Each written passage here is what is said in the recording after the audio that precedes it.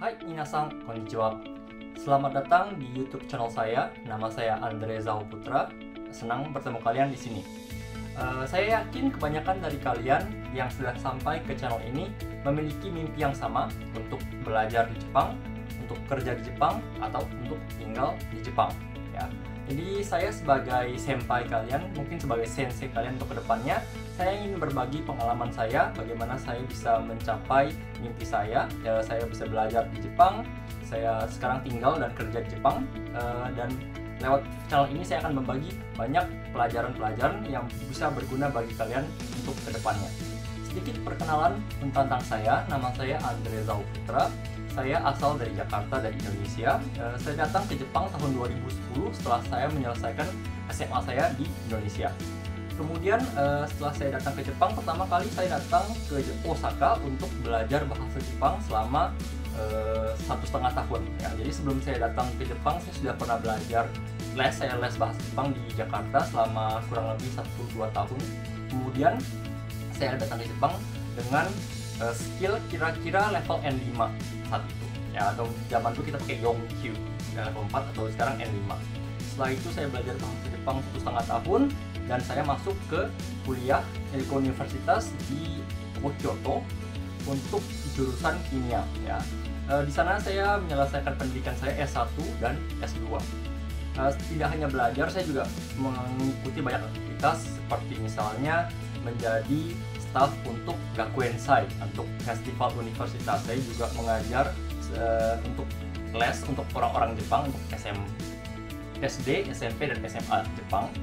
Dan juga saya juga pernah mengajar sebagai guru privat untuk orang Indonesia yang tinggal di Jepang. Saya juga menjadi perwakilan sebagai ambasador untuk Kyoto. Jadi ketika ada aktivitas di Kyoto Prefecture, misalnya mengenai berhubungan dengan orang asing, saya ikut untuk mengajar di SD, SMP, SMA, atau saya mengikuti perlombaan masak dan sebagainya membawa nama Indonesia. Kemudian setelah saya lulus dari S2 di Kyoto, saya kembali ke Osaka, kembali ke sekolah bahasa Jepang tempat saya belajar dulu. Saya mengajar di sana. Saya bekerja sebagai guru kesiswaan untuk membimbing anak-anak di sana dan juga membantu mereka dalam kehidupan sehari-hari di Jepang karena belum terbiasa dengan kehidupan Jepang dan bahasanya. Dan juga saya mengajar IJU untuk matematika, kimia, fisika, biologi, semuanya saya ajar untuk mereka yang ingin mengikuti ujian IJU, untuk mereka yang ingin mengambil ujian masuk universitas. Saya juga membantu mereka dalam ujian interview atau misalnya ujian tertulis lainnya. Ya. Setelah saya mengajar di sana kira-kira 2 tahun, saya berhenti. Jadi sekarang saya tidak mengajar di sekolah bahasa Jepang lagi. Sekarang saya pindah ke Kobe. Saya sekarang masuk ke kantor, ke perusahaan mengenai ekspor-impor bidang kopi. Jadi ekspor-impor bidang kopi, perusahaan itu perusahaan asing, perusahaan Swiss. Saya tinggal di Kobe. Ya. Jadi sekarang saya membuat video ini, saya membuat channel ini itu hanya untuk biar saya nggak lupa. Jadi zaman dulu ketika saya kuliah, saya juga belajar macam-macam dan saya juga nggak mau lupa mengenai matematika, fisika, kimia, biologi yang sudah saya pernah belajar. Jadi sebagai note saya dan juga tempat untuk membagi mimpi buat kalian-kalian yang ingin belajar ke Jepang.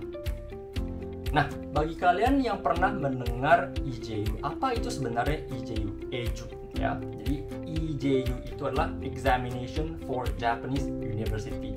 Ujian yang digunakan untuk hampir seluruh universitas Jepang untuk mengetahui skill kalian, seberapa kemampuan kalian di dalam pelajaran-pelajaran yang akan diujikan. Ya. Jadi biasanya mereka akan menggunakan nilai itu untuk sebagai dokumen awal untuk mendaftar ke universitas mereka. Tidak hanya pelajaran matematika, kimia, fisika, biologi, dan juga IPS. Kalau kamu jurusan IPS, kamu juga nanti harus mengambil pelajaran bahasa Jepang. Jadi kamu harus lihat tergantung universitas kalian mau meminta pelajaran apa. Jadi kamu harus lihat persyaratannya, kemudian kamu harus mengambil ujian itu. Baru kamu bisa apply ke universitas itu. Kalau nilai kamu tidak terlalu bagus, sebelum kamu daftar, dokumen kamu akan ditolak apapun nilai UN kamu di Indonesia sebagus apapun, atau misalnya kamu sudah punya nilai persyaratan N2 atau N1, kalau nilai IJU kamu jelek, ada kemungkinan kalian bisa tidak lulus universitas tertentu. Jadi cukup penting. Jadi ujian ini sangat penting bagi kalian yang ingin belajar ke Jepang. Dan tidak hanya di Jepang, saya juga pernah belajar sendiri. Saya juga pernah mengambil ujian IJU di Indonesia. Jadi IJU ini bisa diambil di seluruh dunia, tidak hanya di Jepang. Kalau di Indonesia, saya dulu ambil di Universitas Indonesia di UI sekali. Saya iseng ambil, tapi kebetulan nilainya juga nggak terlalu jelek. Ya, misalnya nilai fisika, kimia, biologi, pelajaran matematika, IPA saya nggak begitu jelek. Tapi bahasa Jepangnya karena saya belum bisa banyak, jelek sekali ya. Zaman SMA seperti itu. Nah, kalau kamu sudah memiliki pengalaman seperti itu, akan kamu sangat gampang untuk lulus ke dalam Universitas Jepang dan bisa mengikuti pelajaran di Universitas di Jepang. Terakhir, bagi kalian yang ingin belajar di Jepang, banyak sekali jalur-jalur yang bisa kamu ambil untuk belajar di Jepang. Ada jalur Mombuka Gakusho, itu jalur beasiswa dari pemerintah. Kamu harus berantem dengan seluruh orang Indonesia untuk memperebutkan mungkin kurang lebih dari 10 tempat yang bisa kamu ambil setiap tahunnya. Saya dulu pernah mau coba ambil itu, tapi nilai saya nggak begitu bagus dan ya nggak dapat. Akhirnya saya ikut jalur pribadi. Jadi saya bukan beasiswa, saya ke Jepang dengan uang sendiri. Kemudian saya belajar bahasa, dan kalau rajin ya di Jepang akan ada juga beasiswa yang lain yang ditawarkan oleh perusahaan-perusahaan swasta. Jadi juga dapat potongan uang sekolah, dapat beasiswa juga ada sebenarnya. Jadi kamu nggak usah takut, asalkan kamu harus rajin. Nah, yang menjadi poin penting dalam belajar di Jepang itu ada beberapa poin. Satu, kamu harus fasih dalam bahasa Jepang. Banyak orang yang tidak hanya orang Indonesia, banyak orang asing juga yang mereka sebenarnya pintar, cuman mereka mungkin tidak terlalu biasa dalam bahasa Jepang. Entah mereka malu, entah mereka terbiasa, atau mungkin mereka kurang fasih dalam kanji dan sebagainya. Jadi kalau misalnya kamu punya kemampuan bahasa Jepang, itu sangat penting, tidak hanya dalam ujian, tidak hanya dalam kuliah, tetapi dalam juga sehari-hari kamu tinggal di Jepang. Atau seandainya kamu nanti kembali ke negara asal, kamu akan bisa menggunakan kemampuan bahasa Jepang kamu untuk bekerja atau untuk macam-macam sekali ya. Yang kedua adalah mengenai mental kamu.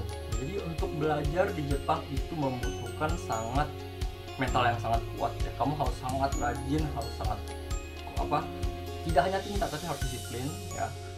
Karena untuk belajar tinggal kerja di Jepang itu sangat susah, terutama bagi orang asing. Kamu kalau pernah mendengar banyak berita-berita yang entah agak agak aneh di internet, di mana orang asing itu banyak didiskriminasi di Jepang karena mungkin tidak bisa bahasa mereka, tidak bisa mengerti budaya mereka. Itu sebenarnya tidak salah. Tapi itu bukan berarti orang Jepang jahat, orang Indonesia bodoh, enggak. Tapi itu karena tidak match satu sama lain. Jadi apa yang bisa kita lakukan sebagai orang yang ingin datang ke Jepang untuk belajar dan bekerja adalah kita harus meningkatkan potensi kita, tidak hanya dalam otak, mental kita juga tetap harus mengerti dalam orang Jepang. Dia harus bisa belajar budaya mereka juga, mengapa mereka kerja keras, mengapa mereka suka misalnya minum, ya seperti itu. Itu juga kita harus mengerti. Ya, kalau kamu tetap kokoh dengan pendidikan kebiasaan kita di Indonesia, kita mungkin tidak bisa survive di Jepang. Jadi itu yang harus kamu ingat. Oke. Baik, untuk video kali itu saja. Terakhir sebelum saya mengakhiri video ini, saya ingin menjelaskan sedikit mengenai channel saya. Jadi di bawah sini kamu akan melihat banyak sekali playlist. Seandainya kalian ingin mengambil pelajaran matematika atau kimia atau fisika biologi, saya sudah merangkum semua video-video saya ke dalam satu playlist. Mungkin beberapa video itu masih banyak yang belum saya buat karena akhir-akhir ini saya sangat sibuk dan tidak ada waktu video. Tapi untuk tutorial kamu bisa melihat semua videonya sudah ada, tinggal kamu klik saja, kamu ikutin saja. Kamu bisa follow, kemudian kamu kasih good.